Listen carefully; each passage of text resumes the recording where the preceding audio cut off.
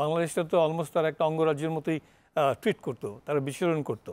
আপনি চলনে বলনে কাজে করবে, এটা তো এই বাস্তবতা অস্বীকার করার কোনো উপায় নেই আমাদের। আমরা সবাই জানি কি হচ্ছে।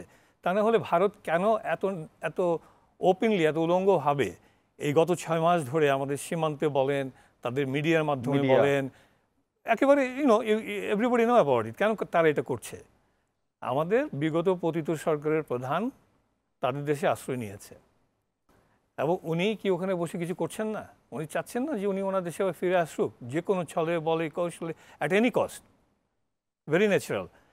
তা আমি যেটা বলতে চাচ্ছিলাম, তিনি আমাদের পতিত সরকারের যে প্রধান ওই দেশে আশ্রয় নিয়েছে, উনি যদি সত্যিকার অর্থে ওনার ইমেজ রিগেন করতে চায়, ওনার উচিত মোদী সরকারকে বলা যে বাংলাদেশের সাথে এগুলি করো না তোমরা, আমরা প্রতিবেশী দেশ, বন্ধুত্বশীল একটা আচরণ নিয়ে থাকি। এটা ওনার জন্য একটা সুযোগ। আমি জানি না মানে আওয়ামী লীগের সমর্থক বা নেতারা আমার কথা শুনছে কিনা, এটা ওনার জন্য একটা গোল্ডেন অপরচুনিটি যে একটা স্টেটমেন্ট দেওয়া দিল্লিতে বসেই মোদী সরকারকে, যে এগুলি করো না। এগুলি কিন্তু ছেলেপেলেরা বুঝতে পারছে যে কেন তোমরা এটা করছো, দোষটা কিন্তু আমার উপর এসে পড়ছে, যেহেতু আমি তোমার এখানে আশ্রয় নিয়েছি। সো এটা কিন্তু একটা ভেরি ইম্পর্টেন্ট মানে golden opportunity for her. Anyway উনি করবেন কিনা বা আওয়ামী লীগ নেতারা করবেন কিনা সেটা তাদের ব্যাপার। এখন দেখেন মিয়ানমারের যে ঘটনা, এই যে আমাদের যে 3টা জাহাজ নিয়ে গেল আরাকান আর্মি, 2টো বোধহয় ছেড়েছে আজকে, আরেকটা ছাড়ছে না। এটা তো আমাদের জন্য একটা মানে দুশ্চিন্তার কারণ, দুশ্চিন্তার কারণ। উস্কানি তো আছে, এক ধরনের উস্কানি তো আছে, দুশ্চিন্তার কারণ, ঠিক আছে।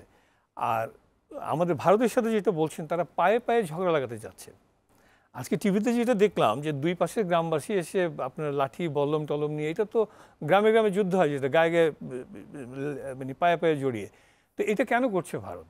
একটা অস্থিতিশীল পরিস্থিতি সৃষ্টি করার জন্য বাংলাদেশে, যেখানে বাংলাদেশ আর বাংলাদেশের সেটেল বাংলাদেশ থাকবে না, এটা ক্লিয়ারলি বোঝা যাচ্ছে এখন। এবং কার জন্য করছে, কেন করছে, এটা আমরা জানি।